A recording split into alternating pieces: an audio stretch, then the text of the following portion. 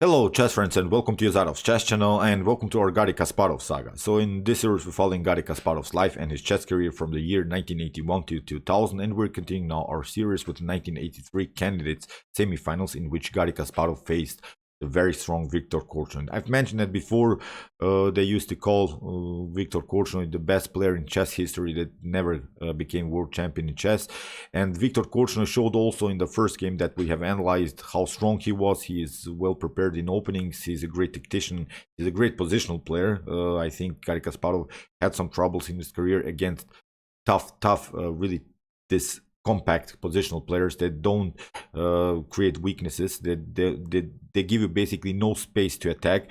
And it's really such a player, this guy Viktor Korchnoi. Even in this game that I wanted to show you today, I think he get great opportunities against Garry Kasparov, who was of course the rising star back in the 80s. So let's check out now the game. We have d4 played by Viktor Korchnoi. We have d5, c4, and now e6 by Kasparov. The queen's gambit declined, knight to f3, and after c5 we have the Tarrasch setup. It's sort of a pseudo Tarrasch defense that Garry Kasparov is playing here.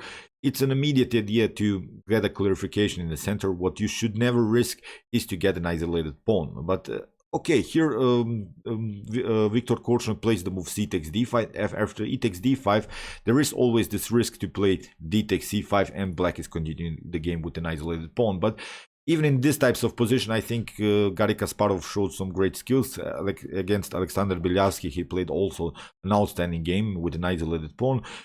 In this early stage of the game, it's not a good idea to take d takes c5 immediately, because the bishop will come out with a tempo.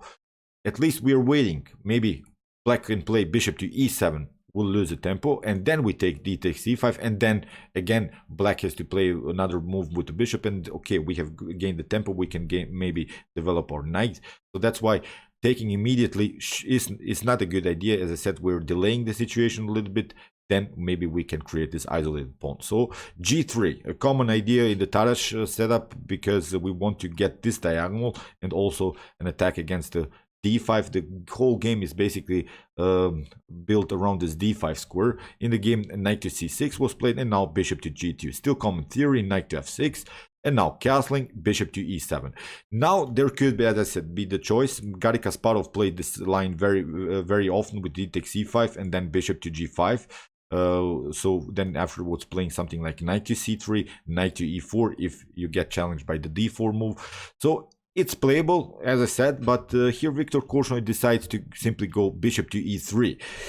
What he wants to do is now really a clarification in the center. If c takes d4 happens, then knight to d4. You see we have now a very nice control of the d4 square after something like knight to d4, bishop to d4. And we have now basically what we wanted to get.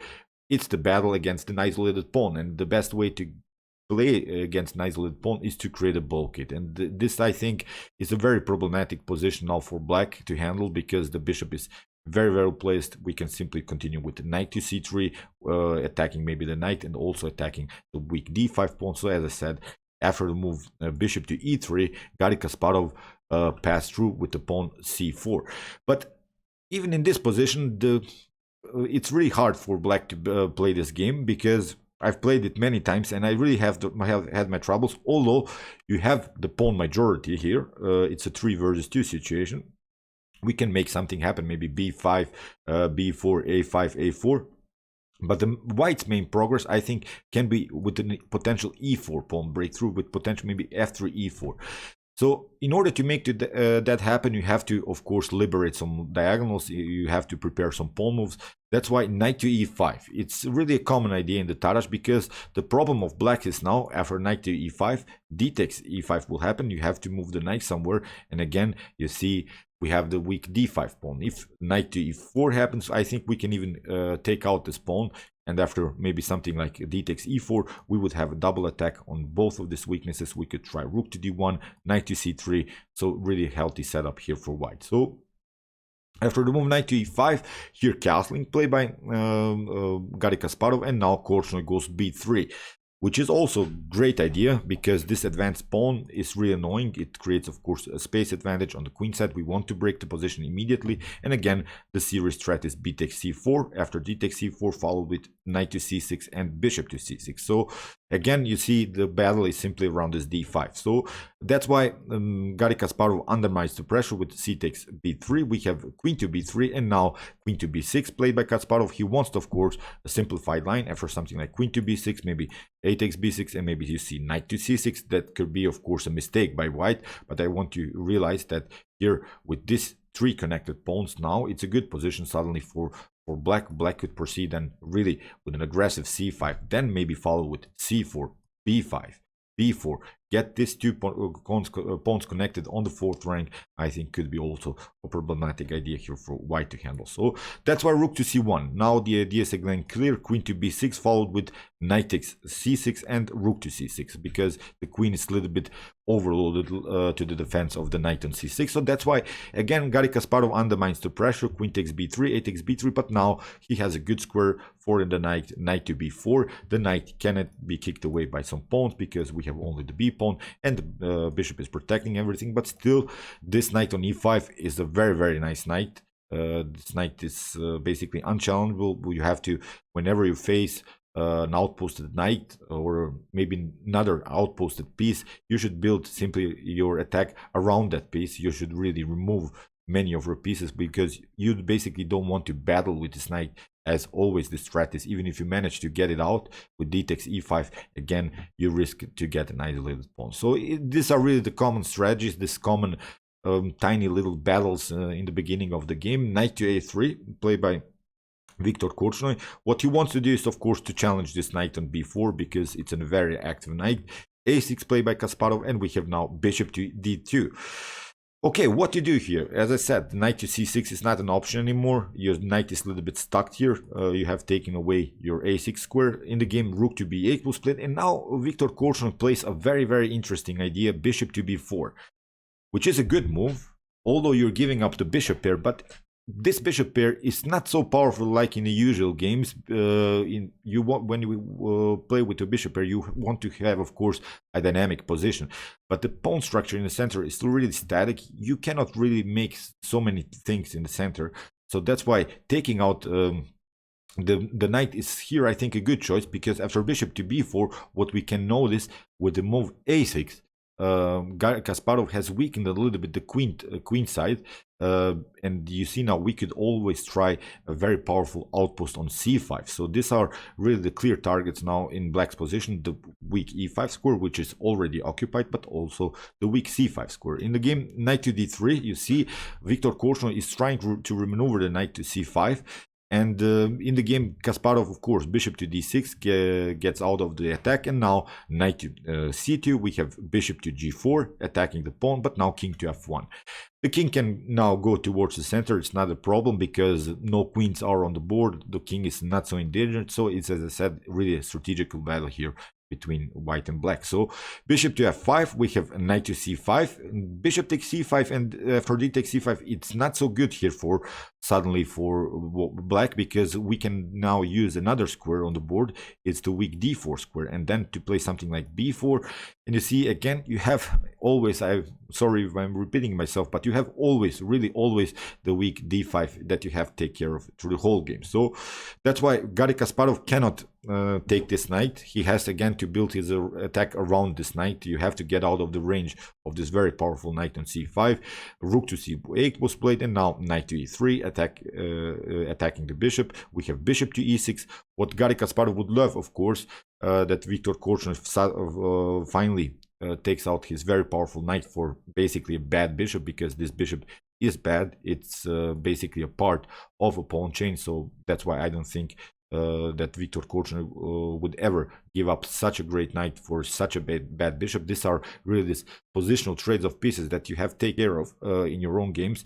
You should always evaluate the strength of your piece, or what's the potential trade of the pieces. So that's why I think here the knight is very powerful. And again, I'm pointing out bishop takes c5 is not such a good idea. We have a very powerful control of the c5 square, and if you see now the problems, because you have weakened the pawn structure with the move a6, you cannot play anymore the b6 in order to kick away the knight. Then you leave your a6 unprotected. So in the game b4, you see Korchnoi simply cements his powerful knight. I think even if Garry Kasparov would have challenged this knight with maybe a knight move, I think Viktor Korchnoi would have even taken it, here you see after potential d takes e4, we could still make progress with the potential d5 move. So it's very tricky game for the bishops, because although it's an open game, although the pawns are on both sides, but I'm not sure if this is a great activity that you have with the bishops. The bishop is, as I said, blocked out here. Even if you trade it off, you simply improve your pawn structure of your opponent, and this bishop is aiming into nothing. So it's not really this kind of a bishop pair that you want to have in a game. As I said, in the game after b4, Garry Kasparov realizes that this game could go into an endgame very easily. So that's why he has to play actively with the king, because the king wants to be in the center in a potential endgame. So rook to c2, simply doubling up, king to e7, and now king to e1. Here Viktor Korchnoi also moves his king, and now we have h5, rook to b2, and now rook to c7. We have knight to d3. Again, an idea to maybe cement our knight again on e5, but maybe this knight to d3 wasn't the best of moves. I think we can simply stay with our knight. We don't have to lose some tempos, but okay. Here Garry Kasparov plays finally this move rook to a8, because he wants now finally to play the move b6 and never allow this knight to go on c5 again. So here b5 played by Viktor Korchnoi. He realizes, of course, the tactical threats on the a file. He wants also to undermine here this 2 versus 1 situation on the queen side, because that's the side where basically black should be better, but so far is not, because we want to get at least a pass pawn. A pass pawn in an endgame is a huge strategical element. So that's why b5 getting use of this temporarily pin on the a file. Here Garry Kasparov passed through with the move a5, and he wants to, of course, to play finally the move b6, support his pass pawn here. So that's why b6. Viktor Korchnoi is not allowing these pawns to get connected in the game. Rook to c6 played by Kasparov. We have rook to b5, and now a4. Here knight to d5. This wasn't really the best of moves of Viktor Korchnoi. I think it was maybe his first mistake, because you have really this great outposted pawn here. You have blocked out your opponent's queen side. Now, after potential more and more trades of pieces, you will lose your b6 pawn, and then maybe black can have these 2 connected pass pawns. If 2 connected pass pawns happen in an endgame, that's really not a good choice here. Knight to d5, really a bad move. Maybe here knight to b4 immediately after bishop to b4. We could simply trade off more pieces, and okay, black can push further his pawn, but now we can simply trade it off. Okay, black can also recapture a pawn, but this is now again an isolated pawn. Okay, it's also a pass pawn, but the problem is now this rook is in front of the pawn. What we would love to do is have the rook here somewhere behind the pawn and try to push it further. Again, I hope you realize, again, you would have the d5 weakness. The bishop is always a little bit stuck to the defense of the d5. And again, I think our main strategical idea would be to search a path for a knight to get it on again on a very active square on c5. He missed this move. In the game, as I said, he played knight to d5, but Garry Kasparov simply trades off more pieces, which is not a problem. And suddenly he has now a huge advantage, and he has now the 2 connected pass pawns. And the good part is, okay, you can take the pawn here on h5, but we have now a 5 versus 2 situation. But here the bishop is a long-range piece. The bishop can control both sides, and with these 2 connected pass pawns, I think here something went wrong for Viktor Korchnoi. So rook to b3, we have king to d2. We see Garry Kasparov uses immediately his pawn majority attack here on the queen side. What white cannot do is to create a pass pawn immediately, although this pass pawn is of course on the d file, but it's it cannot be moved further. It cannot make progress. It's a little bit blocked out. You cannot really make something happen already on the king side. Even if you try something like rook to h7, then g6 will simply improve our pawn structure and simply continue to push here on the queen side with b4, a3, a2, b3, b2 if the position allows it, of course. h4 played by Korchnoi. We have rook to c8 by Kasparov. We have g4. Of course, Korchnoi wants also to make progress on that side where he is better. Of course, on the king side, we have a3, we have f4, and now rook to c3. Rook to d5, and now king to e6. Instead of this rook to d5, maybe rook to h8 here to get this rook somehow behind this pawn somehow, maybe here on a8, because that's the so-called Tarrasch rule.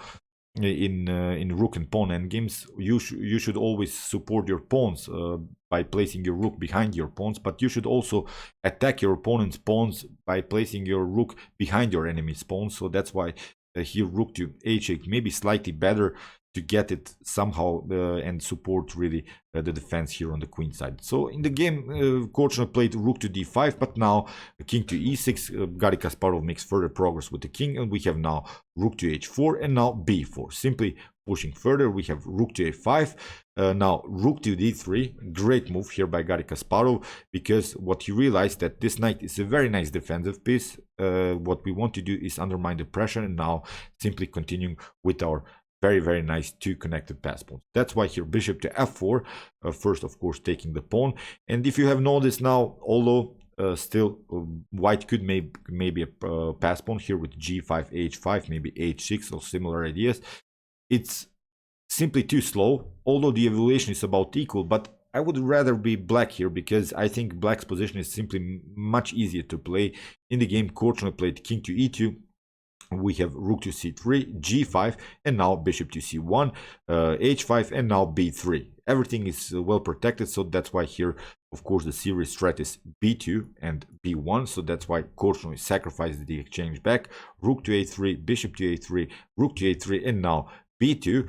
Very nice move, but here Korchnoi finds really great move to get back into the game. He sacrificed. This was, I think, a very important sacrifice to get really his rook back for the bishop. Here, after king to f5, we have finally rook to b6. We are not allowing this idea of Garry Kasparov's, and now Garry Kasparov simply protects the pawn with rook to c2. We have king to e3, and now king to g5. Okay, in the game d5, you see now finally Viktor Korchnoi can make something happen. He has now a clear position. He has now a pass pawn. This is the evaluation is still equal here, but again, you have to play this endgame accurate. If you don't, it's not so easy really to see these best moves, because rook and pawn endgames are always so complex. Although there are not so many pieces on the board, but I've made so many mistakes when I played rook and pawn endgames, and we saw also in top grandmaster level that they make also mistakes in rook and pawn endgames. Here, rook to king takes h5, played by Kasparov. We have king to d4, g5. Finally, also to create here an attack on the king side. We have rook to b8. Finally, also to here Viktor Korchnoi played on this idea to get the rook behind this pawn on g5. We have g4, d6, rook to c6, attacking the pawn. We have king to e5, and now rook to c5, king to f6, and now g3. We are simply pushing forward. Rook takes b2, king to d5, rook to d5, attacking the pawn. And here, after rook takes d6, the evaluation is simply draw. Basically every continuation is a draw. And here Viktor Korchnoi, okay, he plays the move rook to d2, which is the correct move. We want to have, first of all, our defense. We want to support also our pawn. But now king to g4, played by Kasparov, d4. We have a king to f5, king to e7, and now rook to d5, rook to d3, and now king to f4. It seems a little bit that Garry Kasparov's kings is more active, but still the evaluation is equal here. King to e6, rook to g5, played by Garry Kasparov, and now comes, I think, the critical moment of the game, because here Viktor Korchnoi makes this decisive mistake. He plays the move d5. The problem is now about this move that Garry Kasparov is simply faster. What a better idea would have been is to play rook to d1, simply waiting for his pawn, waiting this pawn to come on the first rank, then sacrifice the rook and simply play with our pawn in a potential continuation. Maybe here something like rook to king to e4 could happen, but now d5. Everything is protected in the game. I'm not going to answer that, sorry about that.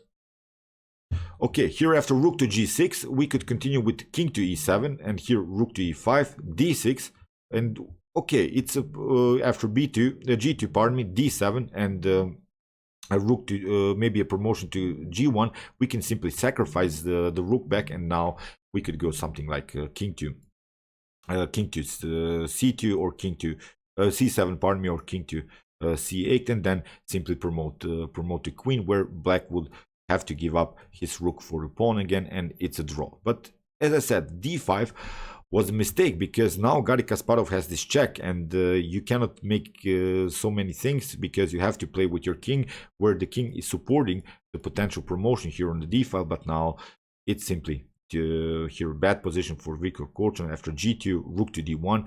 Now we have really this great move, king to e5, and now we can play g1, and then afterwards we will simply take the pawn. In the game, d6 was played, but now rook to e6 first.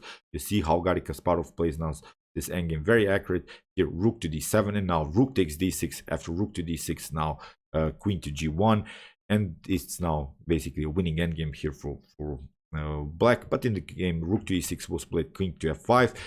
You cannot make a draw here, but Viktor Korchnoi tried. We have king to d8, king to e5, here king to rook to g6, queen to a5, the check, king to d7, queen to a4. We have king to e7, and now queen to h4, the check on here king to f8 was played, but now queen to d8, king to f7, rook to king to f5, rook to h6. But now after queen to d7 in this position, Viktor Korchnoi resigned. Whatever you do, if you try something like king to g8, queen to e7 is winning. We have really this checkmate preparation here with the king. So as I said, in this position, Viktor Korchnoi resigned after the move queen to d7. I'm sorry about the phone call. It really messed up my whole preparation for this game. I get many times a phone call, probably my wife was calling or something. Okay, but this was a tense game. You see how strong Viktor Korchnoi is. He's really a great player. He made this blunder in the endgame, but he played basically an outstanding game, really incredible game. It was, I think, a usual chess game that can happen to many of us, because with his common strategies, with his common improvement of minor pieces, with his endgame techniques, it's really how chess should be played. So okay, I hope that you enjoyed this game. It wasn't maybe the best tactical game, but was a really great one, I think. If you want to see more games played by Garry Kasparov, check out my Garry Kasparov saga. Here's the link.